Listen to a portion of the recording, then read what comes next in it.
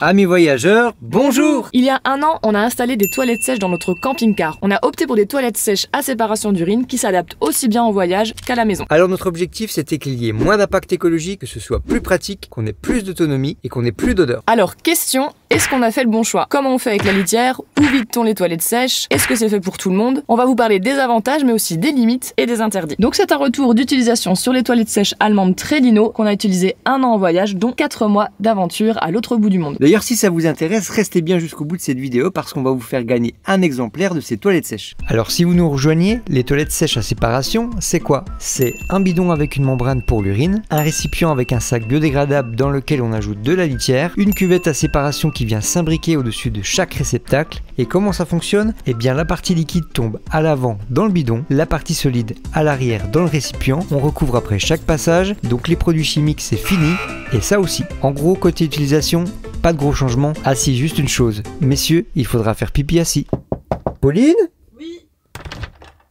Ah. Excusez-nous de te déranger. C'est devenu mon canapé. Les toilettes sèches en voyage sont-elles super pratiques? Les toilettes sèches en voyage sont-elles sèches, archi sèches? Nous, effectivement, ça a vraiment réduit notre dépendance aux aires de service. Non pas qu'on essayait d'éviter à tout prix les aires, mais le problème, c'est que tant que vous êtes en France ou dans les pays limitrophes où les infrastructures sont partout, ça va. Et quand vous commencez à quitter l'Europe, on va dire, occidentale, eh ben, vous vous retrouvez avec souvent des endroits où il n'y a pas de quoi faire les vidanges. Et pour les toilettes, c'est vraiment le problème. Bah c'est vrai que pour parler de notre dernier voyage là en Turquie et en Géorgie, très difficile encore une fois de vider ces toilettes chimiques. Bon, on le savait à l'avance, et notamment dans les campings, il n'y a pas vraiment de structure adaptée. Alors c'est possible de les vider dans les toilettes des campings, mais alors ça c'est pas vraiment hygiénique non plus, ça éclabousse de partout. D'où le fait qu'on s'est équipé de toilettes sèches et on regrette pas. Mais c'est une question que vous nous avez souvent posée. Et vous avez raison, qu'est-ce qu'on fait du contenu des toilettes sèches? Où est-ce qu'on les vide? Ah fini, je peux sortir?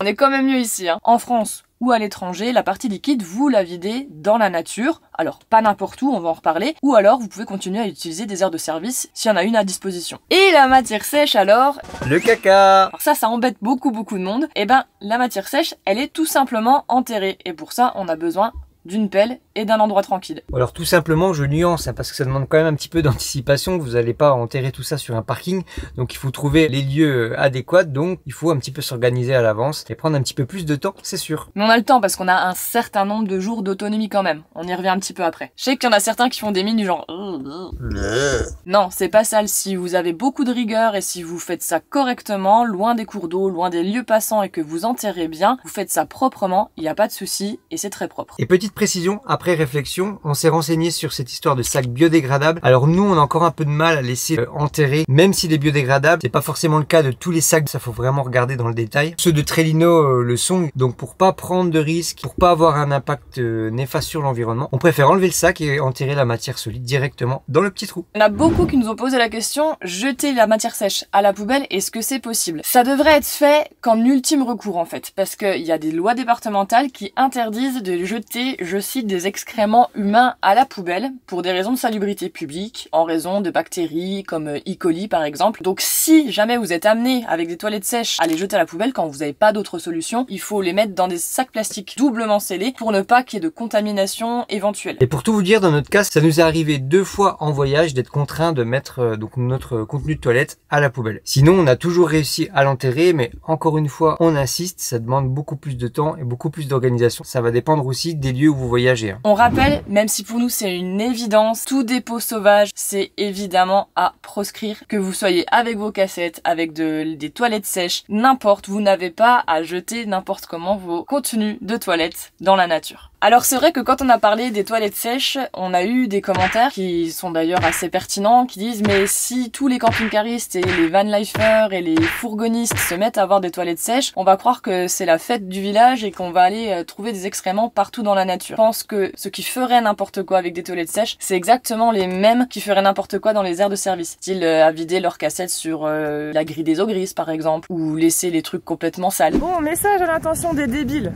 ou des dégueulasses, mais c'est un peu la même chose. Regardez, t'as une petite trappe, il y a marqué WC. Tu la soulèves, tu vides ta cassette. Voilà, c'est marqué dessus. Tu ne vides pas là, parce qu'ici, ton papier plein de caca, et ben il reste On pense que c'est plus une question d'éducation que véritablement une histoire de toilette sèche ou cassette. Et justement, c'était une question de pas mal d'entre vous. Est-ce que des fois il y a des difficultés pour trouver où enterrer? Bah oui, ça peut être des fois un peu difficile en fonction des terrains. C'est vrai que quand on est dans des environnements où c'est un peu humide, où les terrains sont gras, c'est beaucoup plus facile de creuser un trou pour mettre votre matière sèche. Par contre, dès que vous arrivez dans des endroits où les sols sont un peu plus rocailleux, un peu plus secs, comme en Turquie, nous ça a été des fois le cas, c'était quand même compliqué de creuser un trou assez conséquent pour déposer la matière sèche à l'intérieur et recouvrir efficacement. C'est pas aussi facile qu'un claquement de doigts, il faut quand même, je pense, le reconnaître. C'est aussi pour ça qu'on a banni le papier toilette dans le réservoir de la matière sèche. Pourquoi? Parce qu'on avait dit à la base que le papier toilette valait mieux éviter de le mettre. J'avais dit n'importe quoi, ça m'arrive. Le papier toilette, c'est bien biodégradable, donc vous pouvez le laisser avec la matière sèche. Le problème, c'est que ça prend de la place et quand vous voulez enterrer, ben souvent vous avez plus de volume à enterrer et donc si vous avez déjà du mal à creuser un trou et que vous avez pas mal de volume, c'est d'autant plus difficile d'enterrer. Et donc le but n'est pas d'encombrer notre toilette, parce qu'on le rappelle, l'objectif aussi premier de cette installation, c'était avoir plus d'autonomie en voyage, et c'est là qu'on va voir si concrètement on a gagné en liberté. Bah définitivement oui, mais c'est pas exactement pareil qu'avec une cassette classique. Pour les camping-cars. On s'explique. On fonctionne plus vraiment comme avant. Avant, quand on a une cassette de camping-car, c'est entre 2 et 5 jours d'utilisation avant de passer dans une aire de service et faire la vidange. Ça dépend de chacun, bien sûr. Ça dépend de chacun. Là, on réfléchit plus de cette façon. La partie liquide, on la vide en fait beaucoup plus souvent. Pourquoi? Parce que notre réservoir matière liquide, il est que de 5 litres. Il est de 10 litres par exemple pour les toilettes sèches en taille L. 5 litres, ça fait vraiment pas beaucoup. En un jour et demi, on a vu, ben c'est souvent plié. Oui, un jour et demi, allez, 2 jours maximum. Alors bien sûr, nous, messieurs, on peut plus facilement aller dehors quand c'est possible, donc forcément ça va augmenter un petit peu l'autonomie. On vous conseille vraiment de vider votre réservoir d'urine dès que c'est possible. Si tous les jours vous avez un endroit pour le faire, faites-le. Encore une fois, on rappelle qu'il faut ne pas le faire n'importe où. L'urine c'est très concentré, donc il faut essayer de la vider à différents endroits. Ce qu'il faut bien comprendre, c'est que c'est l'avantage de ces toilettes sèches à séparation d'urine, c'est que, comme son nom l'indique, l'urine est séparée de la matière solide, ce qui n'est pas le cas dans une cassette à WC chimique. Donc c'est-à-dire, pour prendre des exemples très concrets, si vous avez peu de matière solide mais beaucoup de pipi, de liquide, vous allez être obligé de vider souvent cette cassette, alors que c'est pas le cas du coup avec des toilettes sèches à séparation. Vous devez vider souvent l'urine, mais si vous avez peu de matière solide, vous pouvez tenir quand même très longtemps. En plus, vider régulièrement, ça permet encore plus de limiter les odeurs, c'est beaucoup plus facile et plus discret pour vider, et ça permet d'éviter les accidents de débordement. Parce que justement, ça c'est encore une différence, c'est qu'avec les cassettes, on avait des témoins lumineux qui nous indiquaient quand la cassette allait être pleine. Là, on n'en a pas sur ce modèle, c'est un point négatif. Ça aussi, ça demande un petit peu de l'organisation. On vous conseille, nous, de noter un peu vos passages, parce que c'est vrai que sinon on peut s'y perdre. On a un petit carnet d'entretien, carnet de vidange, parce qu'il peut y avoir des surprises. Ça nous est arrivé 2 fois qu'il y ait débordement, et là c'est une autre histoire. Il faut sécher et nettoyer. C'est définitivement moins glamour. Donc là, encore une fois, il faut bien réfléchir à ses besoins. On aurait peut-être dû prendre un réservoir plus grand, mais aussi après ça implique un WC plus grand, donc à voir si on aurait eu la place. Dans notre cas, je ne pense pas. Après, pas sûr qu'on aurait pris plus grand modèle si on avait eu l'opportunité, parce que 10 litres à vider quand même de matière liquide, c'est quand même moins discret encore une fois et plus contraignant. Donc 5 litres, c'est quand même pas mal. C'est bien d'y réfléchir à l'avance. Oui, et encore une fois, vider régulièrement, c'est pas très difficile en fait. Alors oui, c'est facile, mais petit inconvénient avec ces bidons, à cause de la forme, quand on essaie de bien les vider, il n'y a rien dedans. Il va toujours rester un petit peu d'urine ici, donc il faut faire un petit peu des mouvements comme ça. Donc peut-être le système est amélioré. Je sais pas, je ne suis pas ingénieur en bidon d'urine. Voilà, c'est juste un petit point négatif. Pour la matière liquide, c'est maximum 24 heures entières d'autonomie, si on est 2. Par contre, pour la matière sèche, vous avez le temps de voir venir, vous avez le temps d'anticiper, parce que c'est 7 litres pour le M, et donc au moins 7 à 10 passages. En fonction des gens, c'est pareil. Donc qu'est-ce que ça donne? Dans notre cas, on vidait la matière sèche, allez, toutes les 7 à 10 jours, mais 10 jours, c'est une bonne moyenne. Et du coup, en 10 jours, est-ce que ça pue? On va couper court à tout débat, et on est les premiers étonnés, et c'est vrai, on l'a testé, on a pu le voir. Non, il n'y a pas d'odeur, ça ne pue pas du tout. Ça renforce le fait que les toilettes à séparation, c'est important, parce qu'en fait, c'est vraiment le mélange solide et liquide qui va créer les odeurs. Quand c'est séparé, il n'y a pas de problème. La matière solide, quand on la mélange à de la litière ou des copeaux, on en reparlera après, elle va sécher. Alors ces odeurs, si jamais il y en a, ça peut arriver, elles peuvent être atténuées avec l'installation d'un petit ventilateur électrique. Nous, on voulait tester déjà sans parce qu'on a un lanterneau, après plusieurs mois de voyage, on n'a pas eu d'odeur, donc pas besoin dans notre cas d'installer ce ventilateur. Ça va vraiment dépendre de chaque cas, comment est fait votre camping-car et donc l'installation de vos toilettes. Il y en a certains d'entre vous qui nous ont dit qu'ils avaient quand même quelques petites odeurs, donc ils ont dû installer un ventilateur.